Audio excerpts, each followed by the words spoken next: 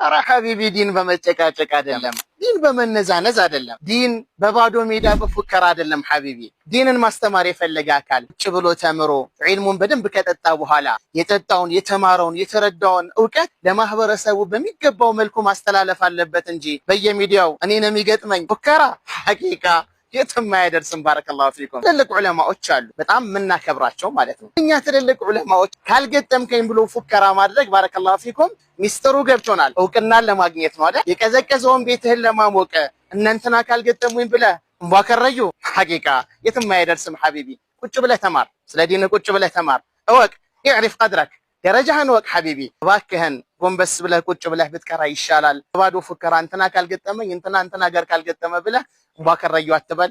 አላህ ሂዳያ ይስጥህ። እኛንም አላህ ሱብሓነሁ ወተዓላ መረጋጋቱን ዒልሙን ፊቅሁን ፈህሙን አላህ ይወፍቀን። ሰላሙ ዐለይኩም ወረሕመቱላሂ ወበረካቱ። የቤቶን ግርማ ሞገስ አንድ ደረጃ ከፍ የሚያደርግ ጊዜና ፋሽን የማይጥለው ቤቶን የሚመጥን ዘመናዊና ቅንጡ አረቢያን መጅሊስ ይፈልጋሉ? እንግዲያውስ ወደ ቪአይፒ አረቢያን መጅሊስ የፈርኒቸር ንጉስ ጎራ ይበሉ።